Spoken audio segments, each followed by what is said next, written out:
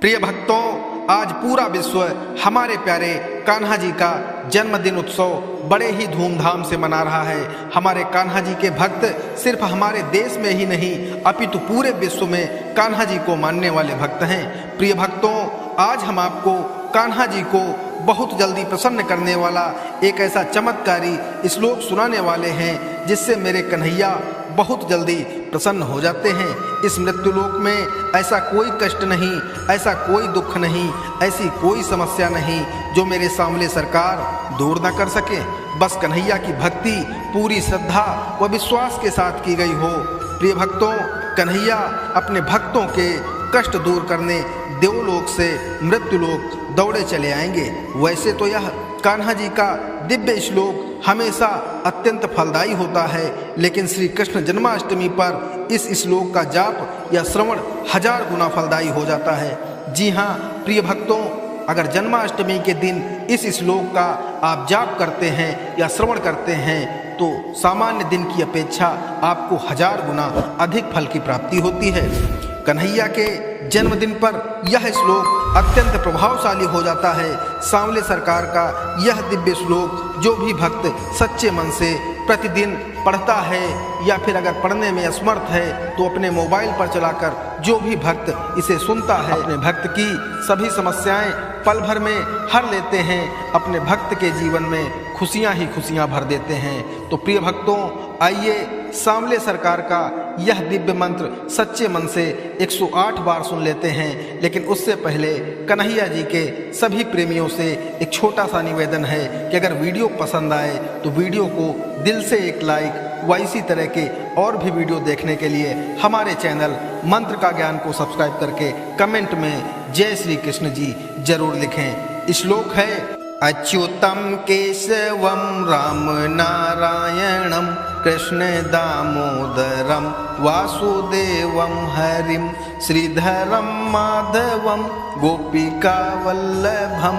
जानकी नायकम रामचंद्रम भजे।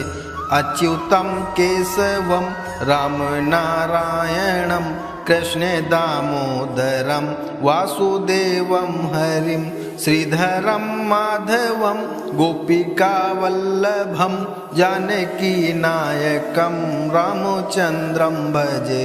अच्युतम केशवम राम नारायणम कृष्ण दामोदरम वासुदेवम हरिम श्रीधरम माधवम गोपिका वल्लभम जानकी नायकम रामचंद्रम भजे। अच्युतम केशवम राम नारायणम कृष्ण दामोदरम वासुदेवम हरिम श्रीधरम माधवम गोपिका वल्लभम जानकी नायकम रामचंद्रम भजे। अच्युतम केशवम राम नारायणम कृष्ण दामोदरम वासुदेवम हरिम श्रीधरम माधवम गोपिका वल्लभम जानकी नायकम रामचंद्रम भजे।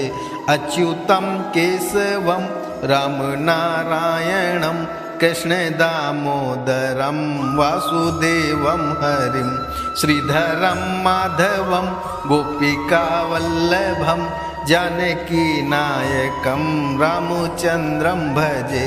अच्युतम केशवम राम नारायणम कृष्ण दामोदरम वासुदेवम हरिम श्रीधरम माधवम गोपिका वल्लभम जानकी नायकम रामचंद्रम भजे। अच्युतम केशवम राम नारायणम कृष्ण दामोदरम वासुदेवम हरिम श्रीधरम माधवम गोपिका वल्लभम जानकी नायकम रामचंद्रम भजे। अच्युतम केशवम राम नारायणम कृष्ण दामोदरम वासुदेवम हरिम श्रीधरम माधवम गोपिका वल्लभम जानकी नायकम रामचंद्रम भजे। अच्युतम केशवम राम नारायणम कृष्णे दामोदरं वासुदेवं हरिं श्रीधरं माधवं गोपिकावल्लभं जानकीनायकं रामचन्द्रं भजे अच्युतं केशवं रामनारायणं कृष्णे दामोदरं वासुदेवं हरिं श्रीधरं माधवं गोपिकावल्लभं जानकीनायकं रामचन्द्रं भजे अच्युतं केशवं रामनारायणं कृष्णे दामोदरं वासुदेवं हरिं श्रीधरं माधवं गोपिकावल्लभं जानकीनायकं रामचन्द्रं भजे अच्युतं केशवं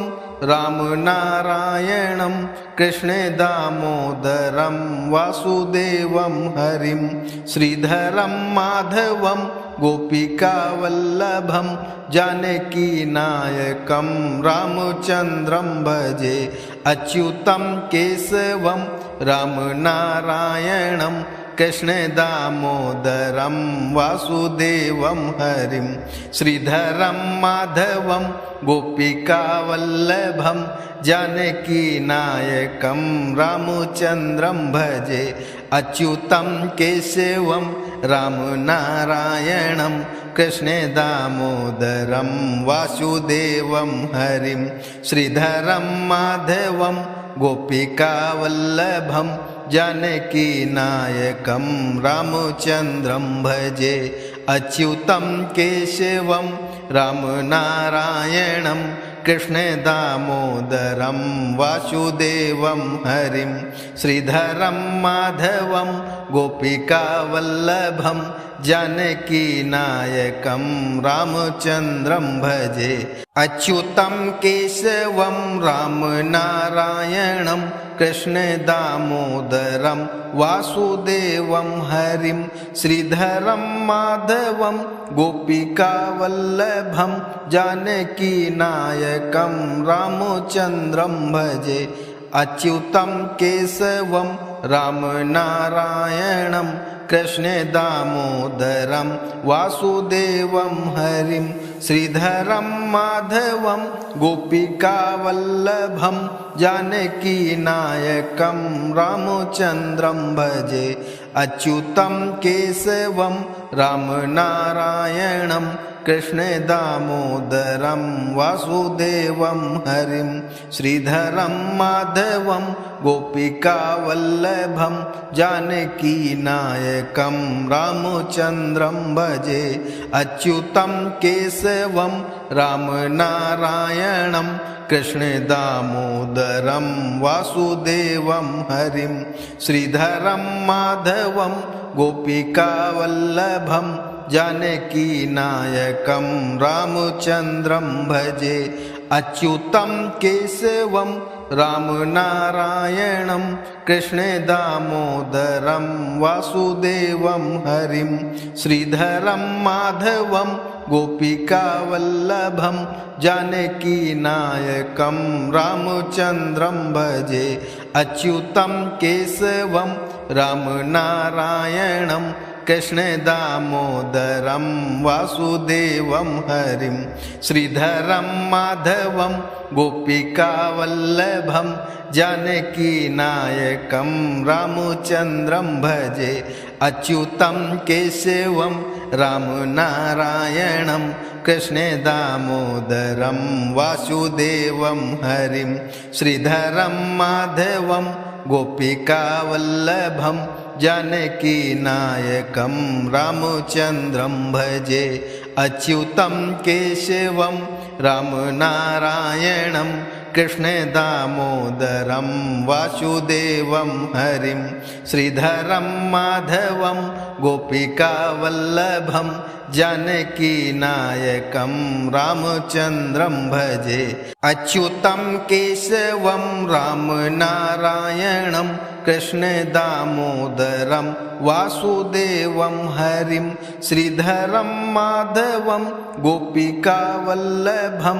जानकीनायकं रामचन्द्रं भजे अच्युतं केशवं राम नारायणं कृष्ण दामोदरं वासुदेवं हरिं श्रीधरं माधवं गोपिकावल्लभं जानकीनायकं रामचन्द्रं भजे अच्युतं केशवं राम नारायणं कृष्ण दामोदरं वासुदेवं हरिं श्रीधरं माधवं गोपिकावल्लभं जानकीनायकं रामचन्द्रं भजे अच्युतं केशवं राम नारायणं कृष्ण दामोदरं वासुदेवं हरिं श्रीधरं माधवं गोपिकावल्लभं जानकीनायकं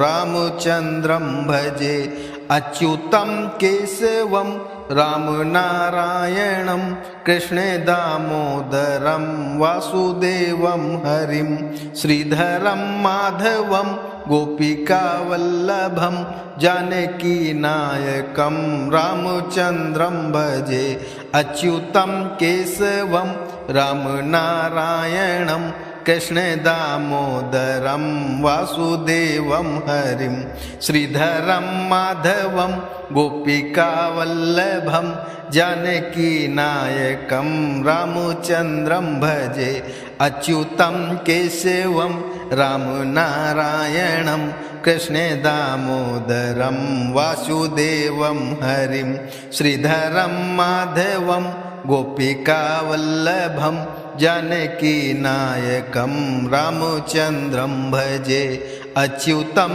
केशवं राम नारायणं कृष्ण दामोदरं वासुदेवं हरिं श्रीधरं माधवं गोपिकावल्लभं जानकीनायकं रामचन्द्रं भजे अच्युतं केशवं राम नारायणं कृष्ण दामोदरं वासुदेवं हरिं श्रीधरं माधवं गोपिकावल्लभं जानकीनायकं रामचन्द्रं भजे अच्युतं केशवं राम नारायणं कृष्ण दामोदरं वासुदेवं हरिं श्रीधरं माधवं गोपिकावल्लभं जानकीनायकं रामचन्द्रं भजे अच्युतं केशवं राम नारायणं कृष्ण दामोदरं वासुदेवं हरिं श्रीधरं माधवं गोपिकावल्लभं जानकीनायकं रामचन्द्रं भजे अच्युतं केशवं राम नारायणं कृष्ण दामोदरं वासुदेवं हरिं श्रीधरं माधवं गोपिकावल्लभं जानकीनायकं रामचन्द्रं भजे अच्युतं केशवं राम नारायणं कृष्ण दामोदरं वासुदेवं हरिं श्रीधरं माधवं गोपिकावल्लभं जानकीनायकं रामचन्द्रं भजे अच्युतं केशवं राम नारायणं कृष्ण दामोदरं वासुदेवं हरिं श्रीधरं माधवं गोपिकावल्लभं जानकीनायकं रामचन्द्रं भजे अच्युतं केशवं राम नारायणं कृष्ण दामोदरं वासुदेवं हरिं श्रीधरं माधवं गोपिकावल्लभं जानकीनायकं रामचन्द्रं भजे अच्युतं केशवं राम नारायणं कृष्ण दामोदरं वासुदेवं हरिं श्रीधरं माधवं गोपिकावल्लभं जानकीनायकं रामचन्द्रं भजे अच्युतं केशवं राम नारायणं कृष्ण दामोदरं वासुदेवं हरिं श्रीधरं माधवं गोपिकावल्लभं जानकीनायकं रामचन्द्रं भजे अच्युतं केशवं रामनारायणं कृष्ण दामोदरं वासुदेवं हरिं श्रीधरं माधवं गोपिकावल्लभं जानकीनायकं रामचन्द्रं भजे। अच्युतं केशवं रामनारायणं कृष्ण दामोदरं वासुदेवं हरिं श्रीधरं माधवं गोपिकावल्लभं जानकीनायकं रामचन्द्रं भजे। अच्युतं केशवं रामनारायणं कृष्ण दामोदरं वासुदेवं हरिं श्रीधरं माधवं गोपिकावल्लभं जानकीनायकं रामचन्द्रं भजे। अच्युतं केशवं रामनारायणं कृष्ण दामोदरं वासुदेवं हरिं श्रीधरं माधवं गोपिकावल्लभं जानकीनायकं रामचन्द्रं भजे।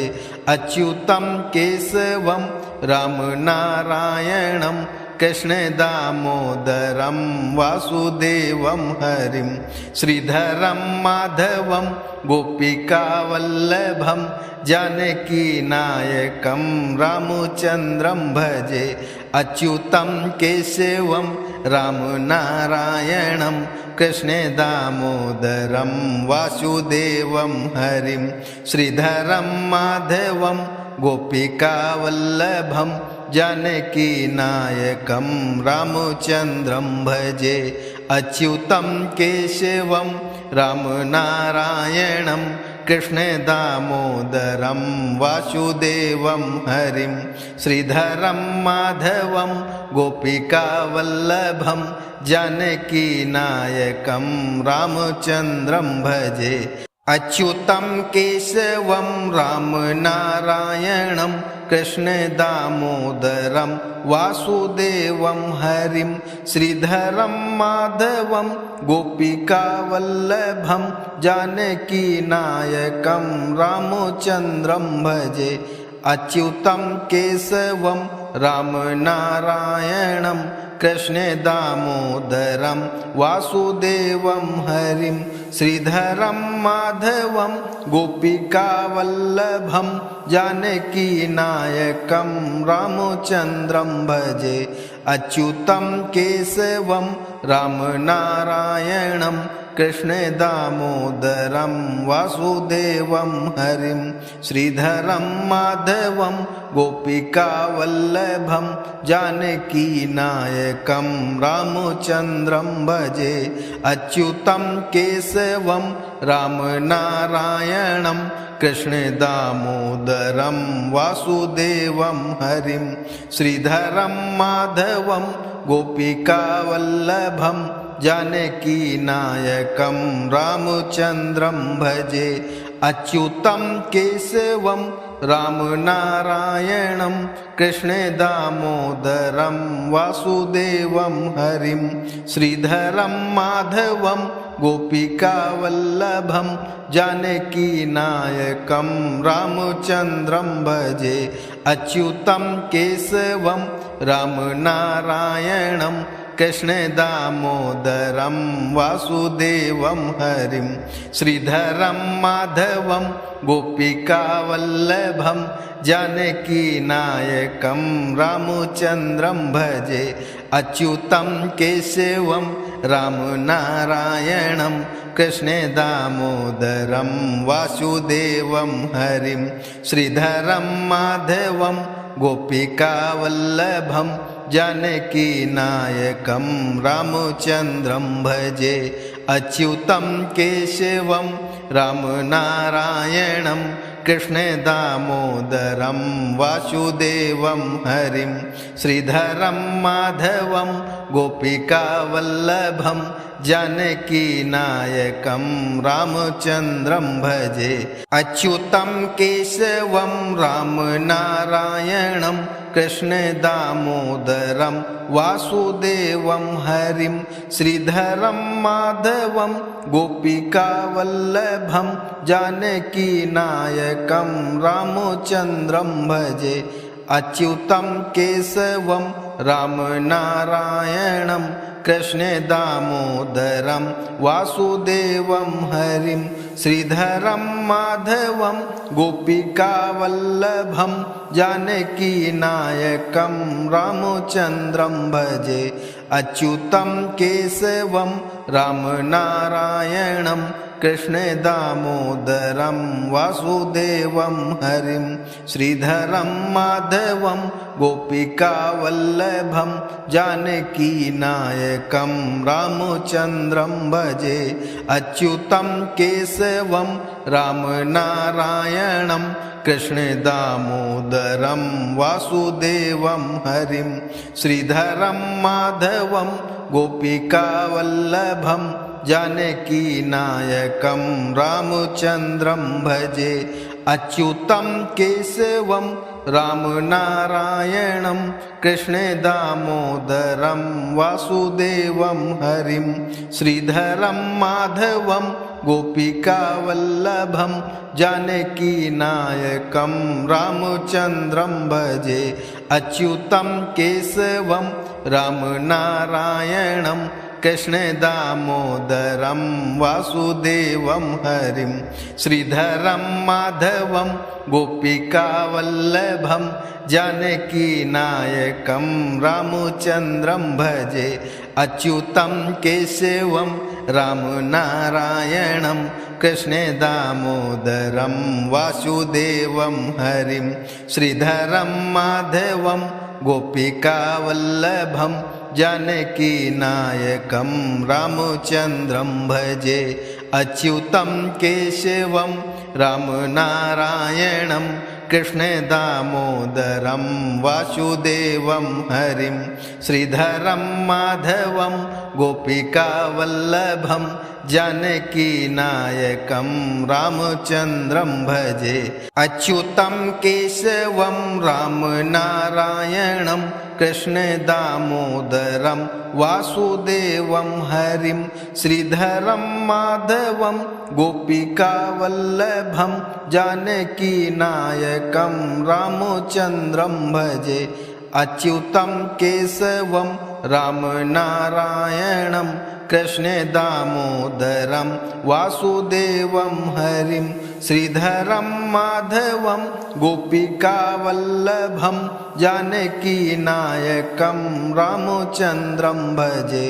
अच्युतं केशवं रामनारायणं कृष्णदामोदरं वासुदेवं हरिं श्रीधरं माधवं गोपिकावल्लभं जानकीनायकं रामचन्द्रं भजे। अच्युतं केशवं रामनारायणं कृष्णदामोदरं वासुदेवं हरिं श्रीधरं माधवं गोपिकावल्लभं जानकीनायकं रामचन्द्रं भजे। अच्युतं केशवं रामनारायणं कृष्णदामोदरं वासुदेवं हरिं श्रीधरं माधवं गोपिकावल्लभं जानकीनायकं रामचन्द्रं भजे। अच्युतं केशवं रामनारायणं कृष्णदामोदरं वासुदेवं हरिं श्रीधरं माधवं गोपिकावल्लभं जानकीनायकं रामचन्द्रं भजे।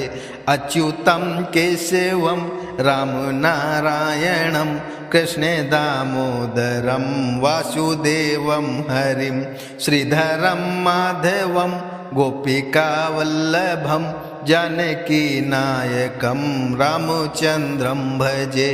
अच्युतं केशवं रामनारायणं कृष्ण दामोदरं वासुदेवं हरिं श्रीधरं माधवं गोपिकावल्लभं जानकीनायकं रामचन्द्रं भजे।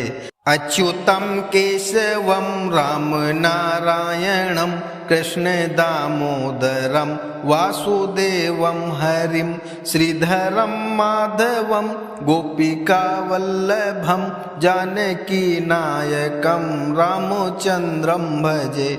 अच्युतं केशवं रामनारायणं कृष्ण दामोदरं वासुदेवं हरिं श्रीधरं माधवं गोपिकावल्लभं जानकीनायकं रामचन्द्रं भजे।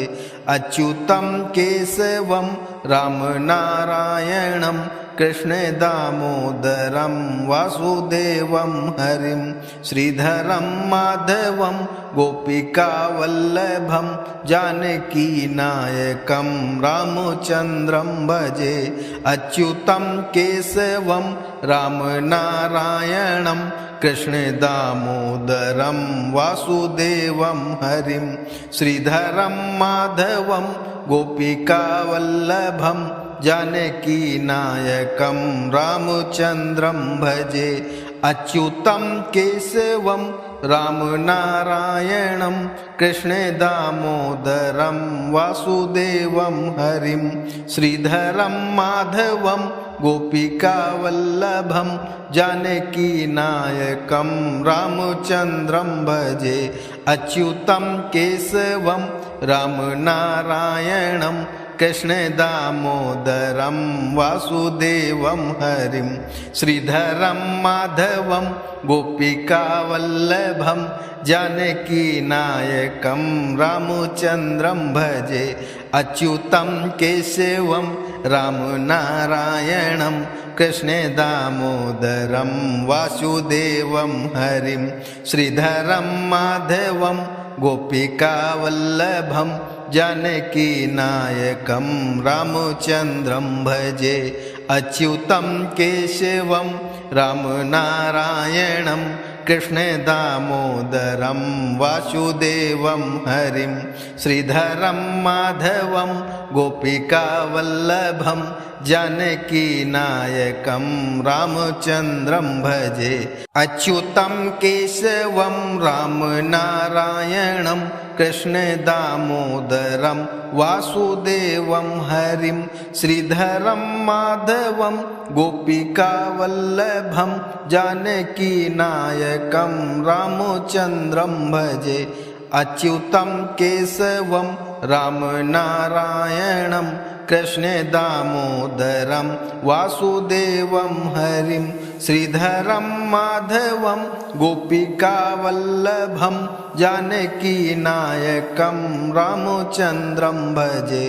अच्युतं केशवं रामनारायणं कृष्ण दामोदरं वासुदेवं हरिं श्रीधरं माधवं गोपिकावल्लभं जानकीनायकं रामचन्द्रं भजे। अच्युतं केशवं रामनारायणं कृष्ण दामोदरं वासुदेवं हरिं श्रीधरं माधवं गोपिकावल्लभं जानकीनायकं रामचन्द्रं भजे। अच्युतं केशवं रामनारायणं कृष्ण दामोदरं वासुदेवं हरिं श्रीधरं माधवं गोपिकावल्लभं जानकीनायकं रामचन्द्रं भजे। अच्युतं केशवं रामनारायणं कृष्ण दामोदरं वासुदेवं हरिं श्रीधरं माधवं गोपिकावल्लभं जानकीनायकं रामचन्द्रं भजे। अच्युतं केशवं रामनारायणं कृष्ण दामोदरं वासुदेवं हरिं श्रीधरं माधवं गोपिकावल्लभं जानकीनायकं रामचन्द्रं भजे। अच्युतं केशवं रामनारायणं कृष्ण दामोदरं वासुदेवं हरिं श्रीधरं माधवं गोपिकावल्लभं जानकीनायकं रामचन्द्रं भजे। अच्युतं केशवं रामनारायणं कृष्ण दामोदरं वासुदेवं हरिं श्रीधरं माधवं गोपिकावल्लभं जानकीनायकं रामचन्द्रं भजे। अच्युतं केशवं रामनारायणं कृष्ण दामोदरं वासुदेवं हरिं श्रीधरं माधवं गोपिकावल्लभं जानकीनायकं रामचन्द्रं भजे।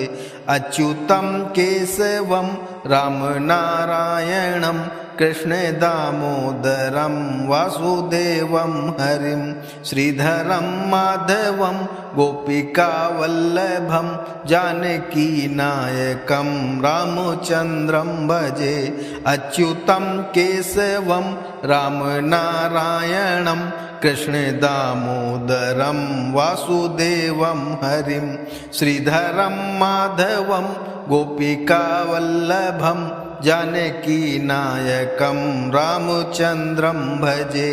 अच्युतं केशवं रामनारायणं कृष्ण दामोदरं वासुदेवं हरिं श्रीधरं माधवं गोपिकावल्लभं जानकीनायकं रामचन्द्रं भजे। अच्युतं केशवं रामनारायणं कृष्ण दामोदरं वासुदेवं हरिं श्रीधरं माधवं गोपिकावल्लभं जानकीनायकं रामचन्द्रं भजे। अच्युतं केशवं रामनारायणं कृष्ण दामोदरं वासुदेवं हरिं श्रीधरं माधवं गोपिकावल्लभं जानकीनायकं रामचन्द्रं भजे। अच्युतं केशवं रामनारायणं कृष्ण दामोदरं वासुदेवं हरिं श्रीधरं माधवं गोपिकावल्लभं जानकीनायकं रामचन्द्रं भजे।